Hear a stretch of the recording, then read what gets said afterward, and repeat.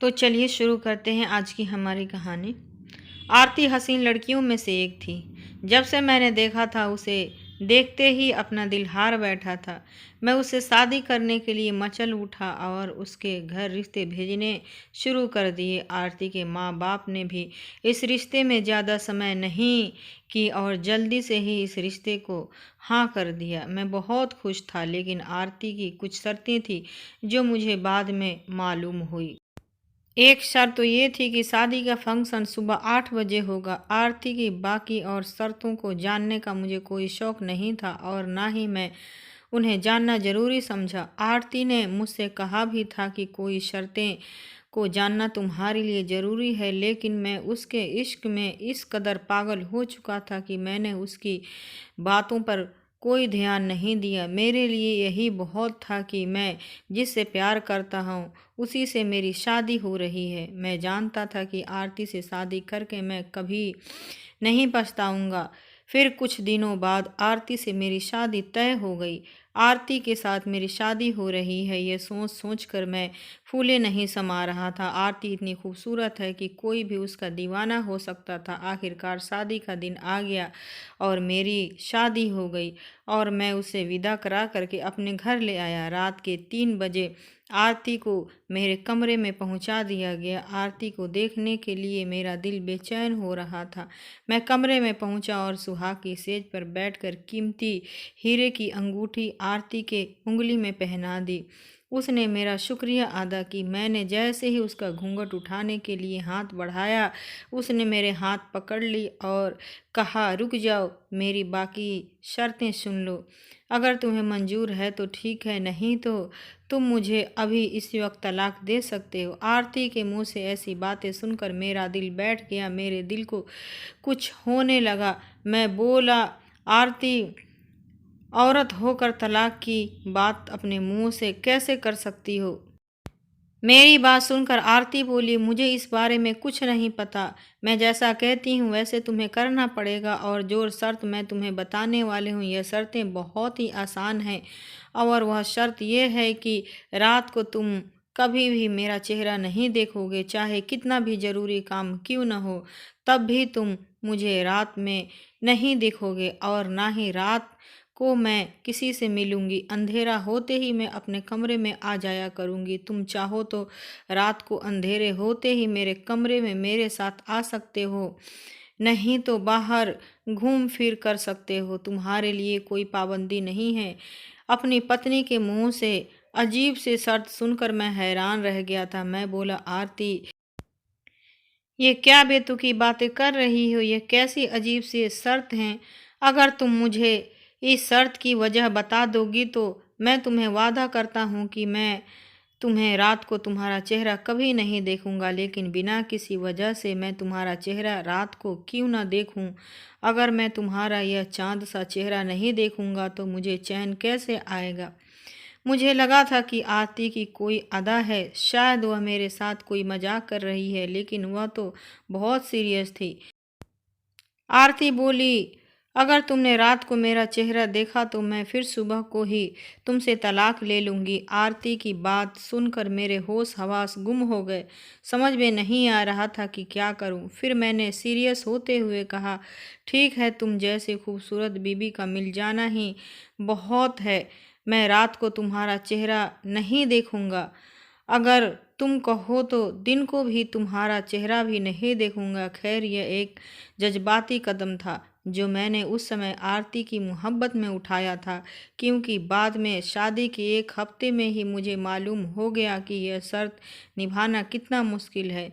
जब मैं भी मुझे कहीं बाहर जाना होता, तो कहीं डिनर पर जाना होता या यार दोस्तों के पार्टी में जाना होता, तो आरती मेरे साथ नहीं जाती थी। धीरे धीरे यह बातें सर्व तरफ फैलने लगी कि विवेक की बीवी अजीबोगरीब है। कुछ लोगों ने इसे आरती की शराफत समझा तो कुछ लोगों ने अजीब अजीब किस्से बनाने शुरू कर दिए।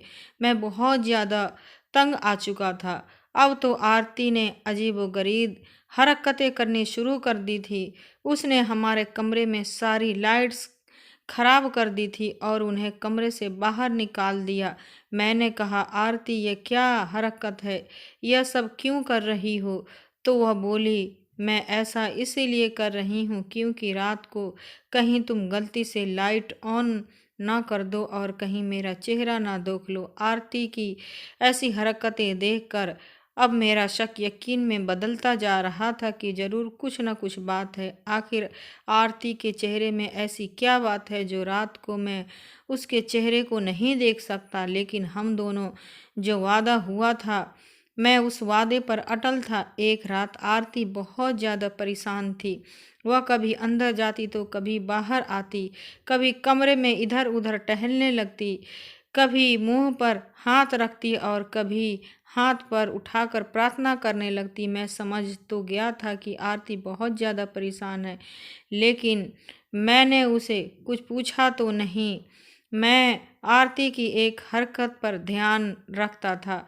आरती हर वक्त किसी का इंतज़ार करती हुई मालूम होती थी।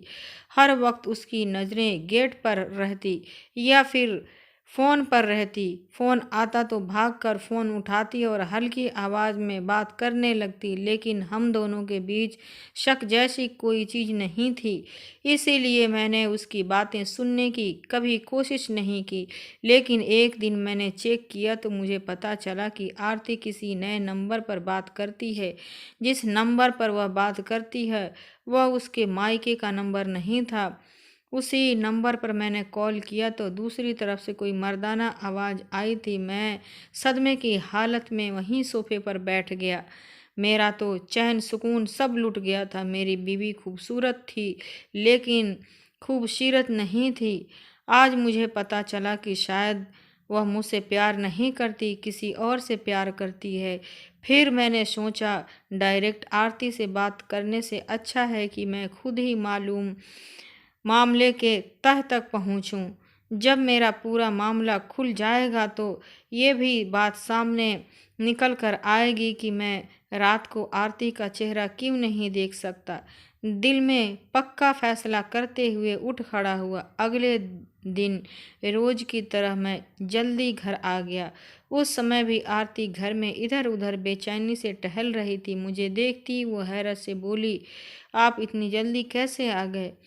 उसने कई सवाल कर डाले। उसकी हैरानी देखकर मुझे गुस्सा आ गया। मैंने कहा, क्यों मुझे जल्दी घर में देखकर तुम इतनी हैरान क्यों हो रही हो मेरे जाने में के बाद तो तुम ऐसा क्या करती हो जो मुझे देखकर परेशान हो गई हो?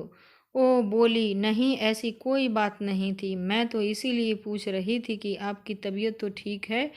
तभी दरवाजे पर घंटी बजी। मैंने दरवाज़ा खोला तो सामने एक आदमी खड़ा था, लेकिन उस आदमी को देखकर मुझे गुस्सा नहीं आया क्योंकि वह आदमी मेरा दोस्त था।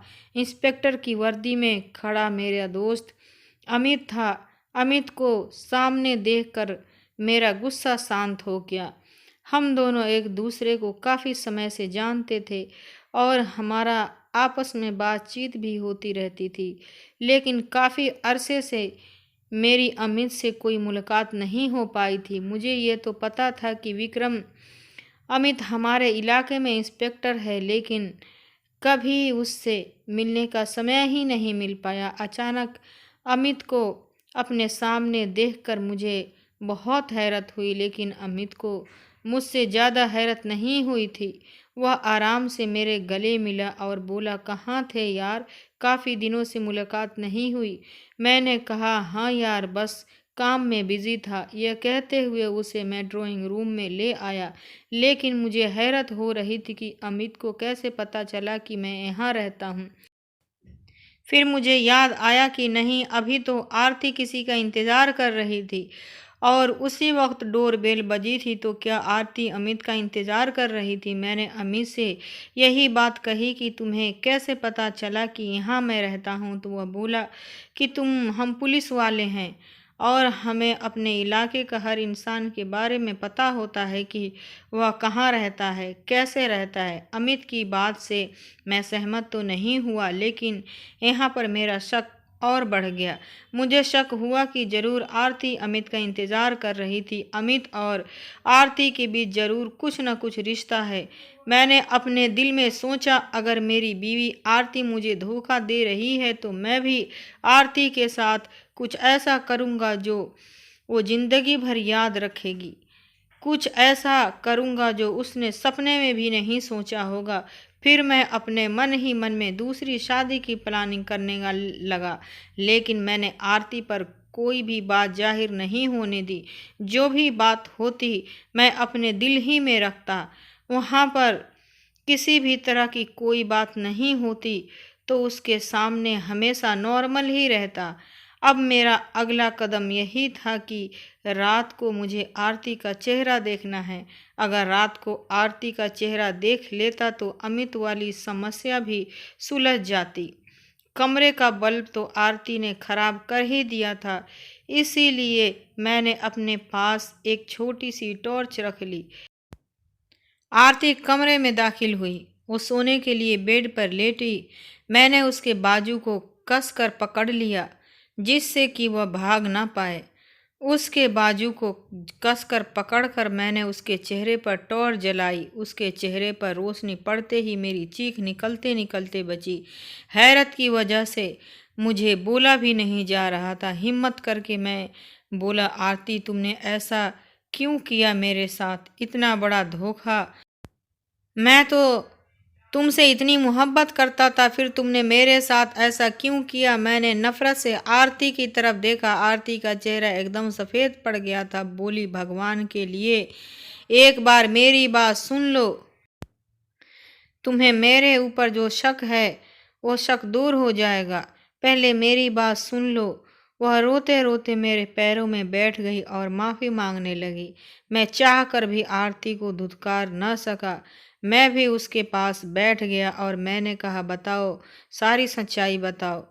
क्या सच्चाई है? आखिर अमित के साथ तुम्हारा क्या रिश्ता है? वो रोते हुए बोली कि आप तो जानते हैं कि हमारा घराना कितना मॉडर्न है। मेरे मम्मी पापा मुझे नौकर नौकरानी के हवाले छोड़कर अपने अपने काम पर निकल जाते थे। मुझे उनकी ज़रूरत होती थी तो वह मुझे पैसों की गड्डियां थमा देते या शॉपिंग करा देते, लेकिन वह लोग ये बात नहीं समझ सकते कि मुझे उनके पैसों की नहीं, उनके प्यार की ज़रूरत है। मेरी माँ मुझे कभी अपने करीब नहीं आने देती। कभी माँ से मिलने का दिल होता तो मैं अपने दिल को समझा कर रह जाती थी।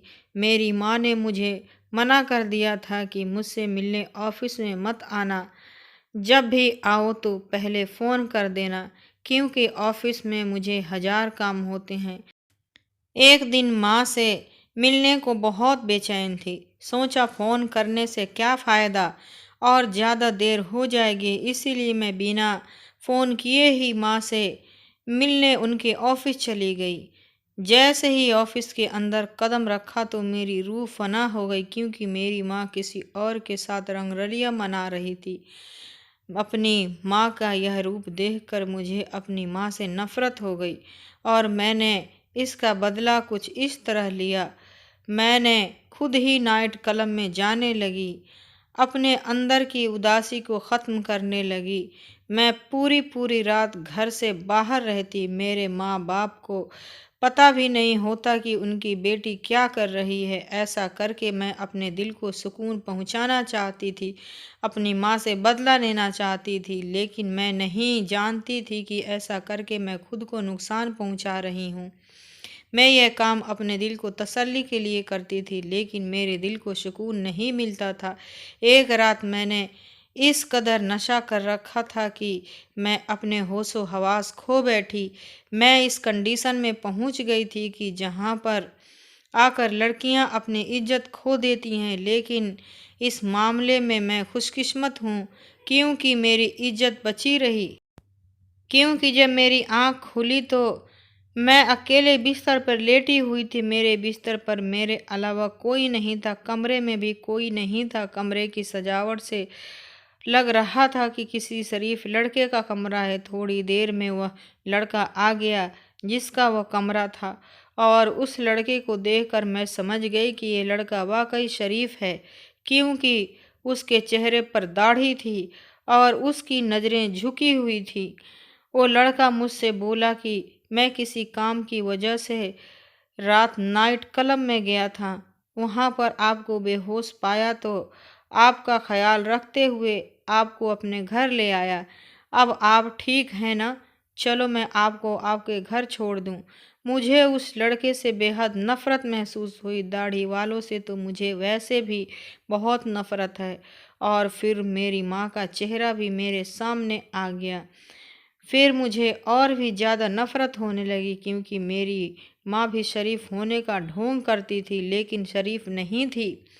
वह लड़का मुझे घर तक छोड़ने आया, लेकिन मुझे उससे बहुत ज़्यादा चिढ़ हो रही थी।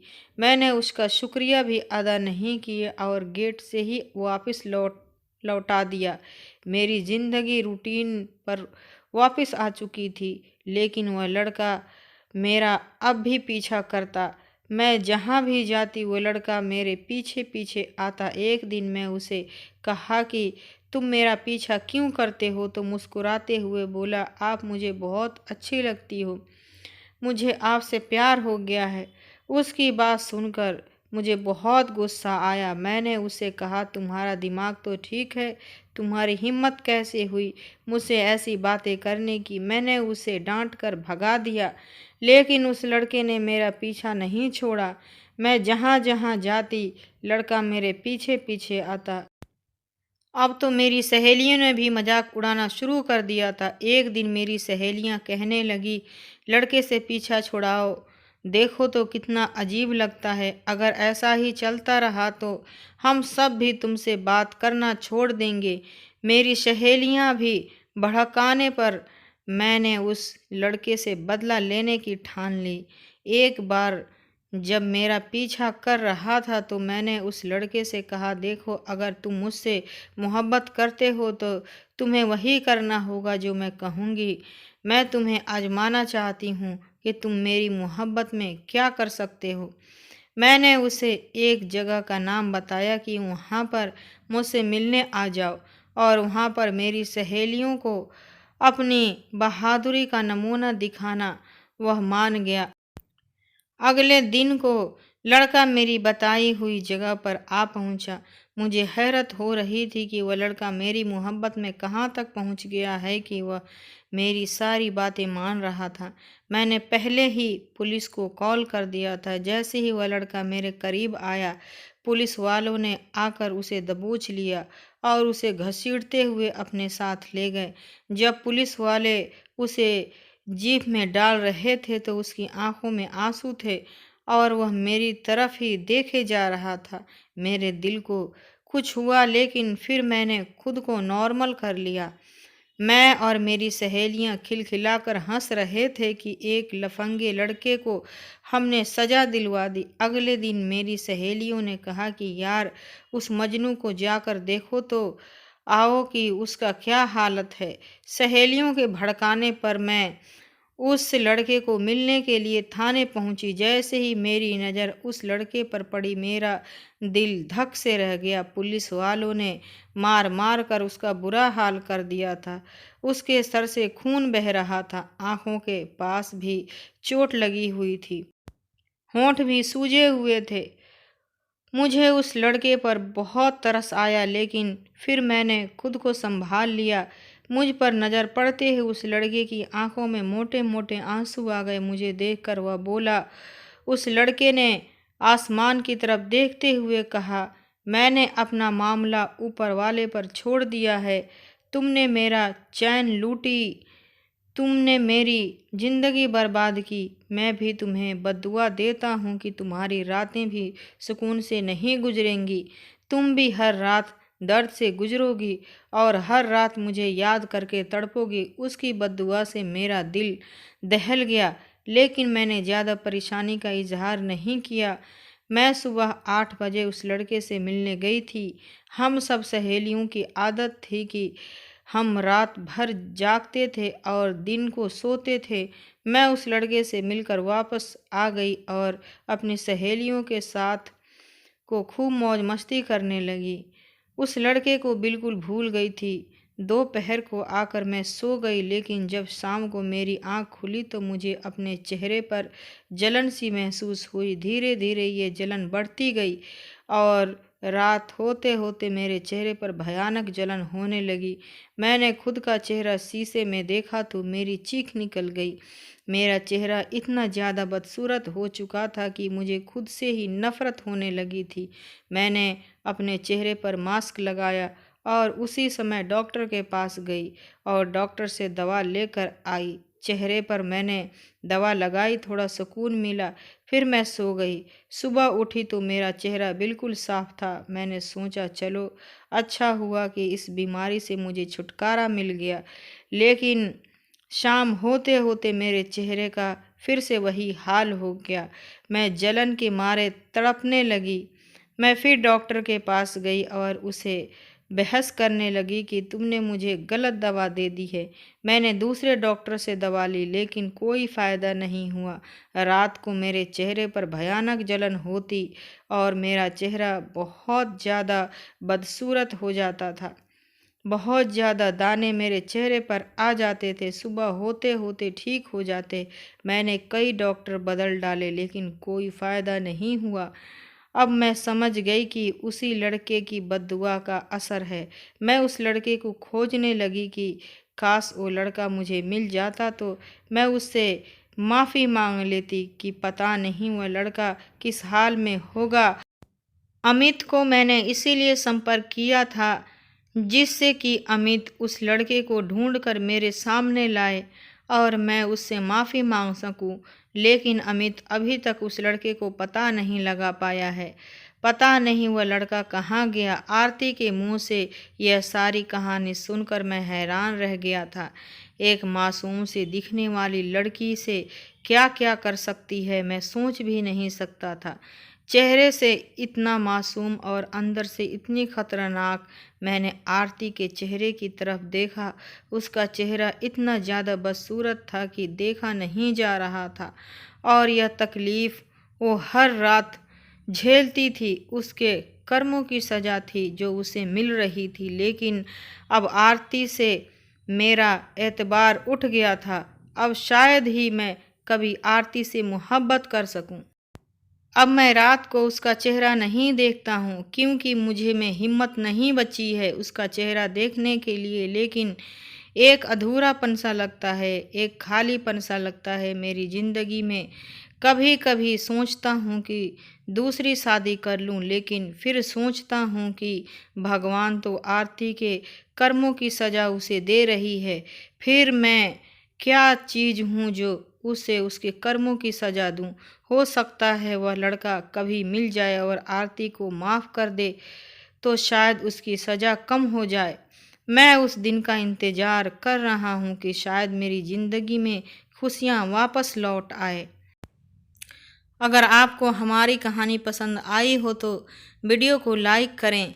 चैनल में नए हो तो चैनल को सब्सक्राइब ज़रूर करें। धन्यवाद। फिर मिलती हूँ अगले वीडियो में। जब तक के लिए बाय बाय।